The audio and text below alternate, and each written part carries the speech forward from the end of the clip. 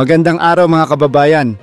Welcome sa ating channel kung saan patuloy nating pinapalawak ang inyong kaalaman tungkol sa mga pangyayari sa ating paligid. Bago tayo magsimula, huwag kalimutang i-like, i-share at mag-subscribe kung hindi ka pa naka-subscribe. At syempre pindutin na ang bell para maging updated sa lahat ng aming mga bagong video. Tara, simulan na natin.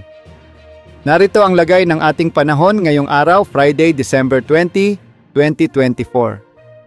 Ayon sa pinakabagong satellite images mula sa PAGASA, 3 weather systems ang nakakaapekto sa ating bansa. Una, ang hanging amihan, partikular sa Hilagang Luzon. Pangalawa, ang shear line o ang banggaan ng mainit at malamig na hangin na partikular na nakakaapekto sa silangang bahagi ng Southern Luzon. At pangatlo, ang patuloy na pagmamanman sa low pressure area, LPA, na dating bagyong Kerubin at ngayoy malapit na sa lalawigan ng Camiguin sa bahagi ng Northern Mindanao. Makikita natin na mataas pa rin ang tsansa ng malalakas na pag-ulan sa malaking bahagi ng Visayas at Mindanao, pati na rin sa Palawan, dulot ng patuloy na epekto ng LPA. May posibilidad pa rin na maging bagyo ito, ngunit inaasahan natin na sa mga huling araw ng linggo na ito ay papunta ito sa West Philippine Sea. Kaya patuloy pa rin ang ating pagmamanman sa LPA na ito. Maliban sa LPA na malapit sa Camiguin, wala tayong ibang minomonitor na low pressure area sa loob at labas ng Philippine Area of Responsibility.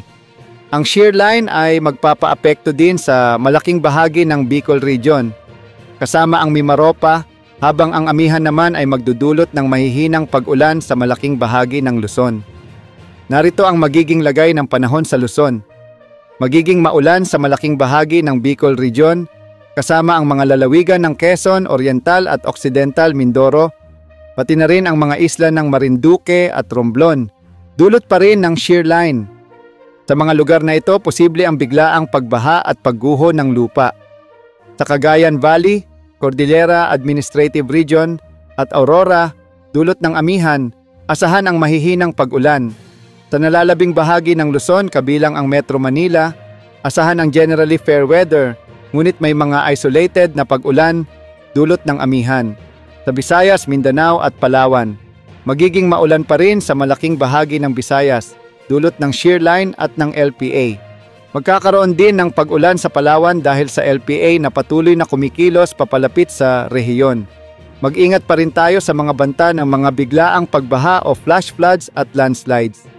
Malaki ang posibilidad na makaranas ng maulap na kalangitan at scattered rains and thunderstorms sa malaking bahagi ng Mindanao, dulot pa rin ng LPA. At sa lagay ng ating karagatan, bukas, inaasahan na magpapatuloy ang gill warning sa mga baybaying dagat ng Batanes, Cagayan at sa Babuyan Islands, pati na rin sa mga lalawigan ng Ilocos Norte, Ilocos Sur at mga baybaying dagat ng Pangasinan, at sa hilaga at silangang baybayin ng Catanduanes. Sa mga lugar na ito, patuloy ang pag-iral ng amihan, kaya't magiging malakas ang hangin at may malaking alon sa karagatang nakapaligid dito. Delikado pa rin maglayag ang mga maliliit na sasakyang pandagat sa mga bahagi ng ating bansa dahil sa malalaking pag-alon ng karagatang inaasahan. At narito ang forecast para sa mga susunod na araw. Bukas, magpapatuloy ang pag-ulan sa malaking bahagi ng Bicol Region, kasama ang Mimaropa, ilang bahagi ng Panay Islands, at ang mga lalawigan ng Samar dulot ng shear line at LPA. Pagdating ng linggo, inaasahan pa rin ang epekto ng shear line, kaya't maulap at maulan pa rin sa mga bahagi ng Bicol Region, Quezon Province, ilang bahagi ng Northern Samar, Eastern Samar, at ang lalawigan ng Samar pati na rin sa mga lugar ng Aklan, Capiz at Mimaropa. Mag-ingat sa mga posibleng flash floods at landslides sa mga nabanggit na lugar. Maraming salamat sa panonood. Kung nagustuhan mo ang video na ito, huwag kalimutang i-like, i-share at mag-subscribe kung hindi ka pa naka-subscribe. At huwag kalimutang pindutin ang bell para lagi kang updated sa aming mga bagong content. Hanggang sa muli, ingat at stay safe.